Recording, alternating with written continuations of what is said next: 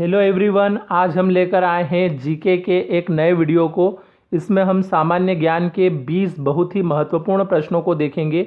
ऐसे प्रश्न जो किसी भी कंपटीशन एग्जाम में बार बार पूछे जाते हैं या जिन्हें पूछे जाने की संभावना सबसे अधिक है, ऐसे 20 प्रश्नों को आज हम यहाँ पे देखने वाले हैं। तो वीडियो स्टार्ट करने से पहले यदि आपने अभी तक हमारे चैनल को सब्सक्राइब नहीं किया है तो सब्सक्राइब कर लें और बेल आइकन को प्रेस कर दें ताकि आने वाले हर वीडियो का नोटिफिकेशन आपको प्राप्त हो सके। और वीडियो को अधिक से अधिक लाइक एवं शेयर जरूर करें।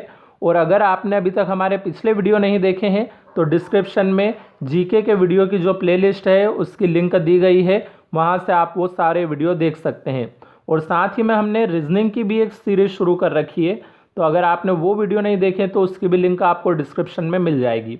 मतलब आप जीके और रीजनिंग दोनों ही सब्जेक्ट की तैयारी हमारे यूट्यूब चैनल से अच्छे से कर सकते हैं। तो शुरू करते हैं आज का ये वीडियो। इसमें सबसे पहला प्रश्न हमारे पास यहाँ दिया है, निम्नलिखित में हड़प्पा सभ्यता का लगभग काल है। तो चार ऑप्शन है, 2800 ईसा पूर्व से 2000 ईस्वी पूर्व, 2500 ईस्वी पूर्व से 1750 ईस्वी पूर्व, 3500 ईस्वी पूर्व से 1800 ईस्वी पूर्व, और निश्चित नहीं हो सका।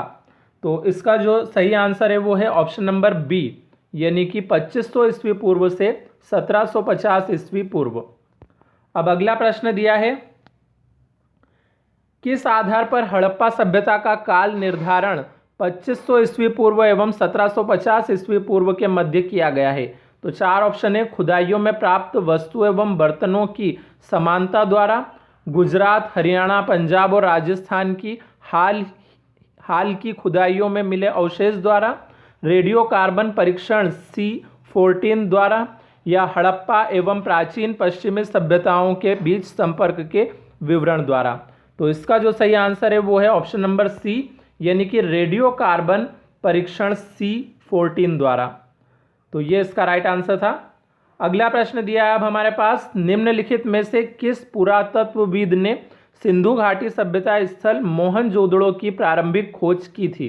तो चार ऑप्शन है, sir John martial, Dayaram Sahni, sir Mortimer wheeler और राखाल दास बनर्जी।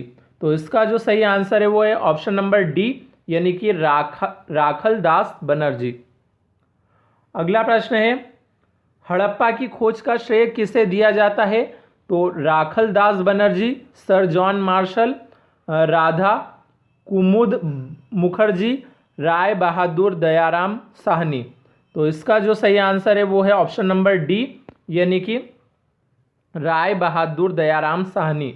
अगला प्रश्न है, हड़प्पा सभ्यता किस काल से संबंधित थी। तो कांस्य युग, पाषाण युग, लोह युग या ये सभी। तो इसका सही आंसर ऑप्शन नंबर ए, यानी कि कांस्य युग है। अब अगला प्रश्न है हमारे पास यहाँ पे, प्रश्न दिया है, हड़प्पा सभ्यता का प्रचलित नाम है। चार ऑप्शन है, सिंधु सभ्यता, लोथल सभ्यता, सिंधु घाटी की सभ्यता, मोहनजोदड़ो की सभ्यता। तो इसका सही आंसर ऑप्शन नंबर सी, यानी कि सिंधु घाटी की सभ्यता। अगला प्रश्न दिया है, सिंधु सभ्यता संबंधित है प्रागैतिहासिक युग से, आद्य ऐतिहासिक युग से या उत्तर ऐतिहासिक युग से।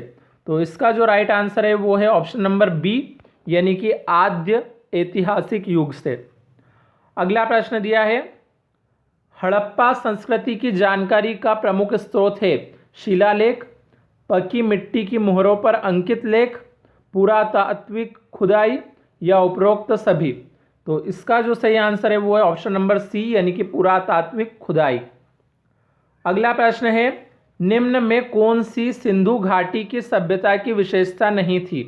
तो चार ऑप्शन है, सड़कें सीधी एवं एक दूसरे को समकोण पर काटती थी, मकान अच्छी व पक्की ईंटों से निर्मित थे, नगर साफ सुथरे व जलमल निकासी सर्वोच्च थी, मकानों के दरवाजे पिछली ओर खुलते थे।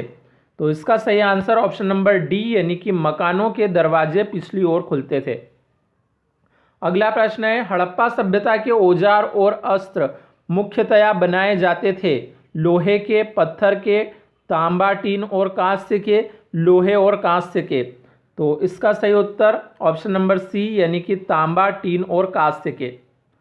अगला प्रश्न है अब हमारे पास यहाँ, निम्नलिखित में से किस सिंधु घाटी स्थल से नाम पट्टिका अभिलेख मिला है?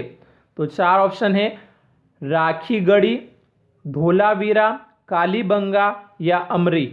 तो इसका सही आंसर ऑप्शन नंबर बी यानी कि धोलावीरा है। अगला प्रश्न है, अब इसमें हमें क्या करना है, कौन सा सुमेलित नहीं है वो हमें बताना है। निम्नांकित में किसका सुमेल नहीं है? तो आलमगीरपुर के सामने उत्तर प्रदेश, लोथल के सामने गुजरात, कालीबंगा के सामने हरियाणा और रोपड़ के सामने पंजाब। तो कौन सुमेलित नहीं किया हुआ है? ऑप्शन नंबर सी जो है वो सुमेलित नहीं है, मतलब ये हमारा राइट आंसर हुआ।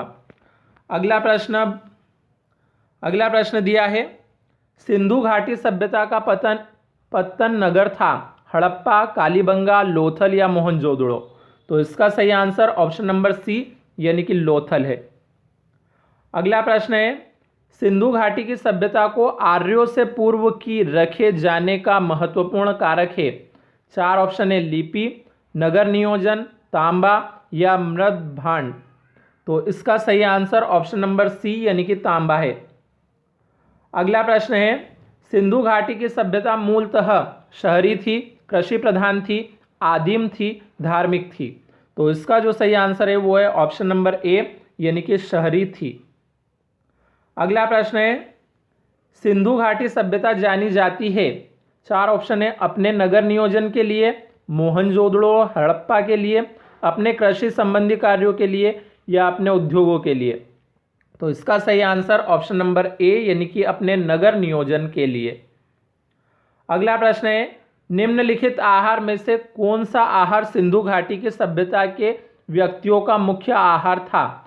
मांस, मछली, गेहूं या चावल। तो इसका जो सही आंसर है वो है ऑप्शन नंबर सी यानी कि गेहूं। अगला प्रश्न है, अब सही जोड़ी के रूप में, तो सुमेलित करना है हमें। एक तरफ हड़प्पा बस्तियां लिखी हुई है और एक तरफ नदियाँ।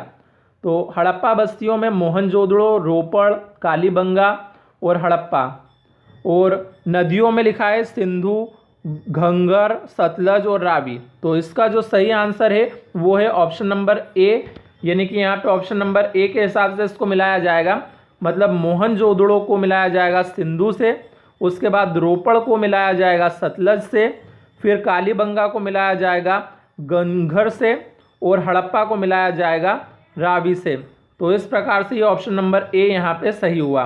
अगला प्रश्न दिया है अब हमारे पास, सेंधव स्थलों के उत्खननों से प्राप्त मुहरों पर निम्नलिखित में से किस पशु का सर्वाधिक उत्कीर्णन हुआ है? तो 4 ऑप्शन है, शेर, घोड़ा, बैल, हाथी। तो इसका जो राइट आंसर है वो है ऑप्शन नंबर सी यानी कि बैल। तो बैल यहाँ पे इसका राइट आंसर है। अगला और आखिरी प्रश्न आज का, हड़प्पावासी किस वस्तु के उत्पादन में अग्रणीय थे? मुद्राएं, कांस्य के औजार, कपास या जौ। तो इसका जो सही आंसर है वो है ऑप्शन नंबर सी यानी कि कपास।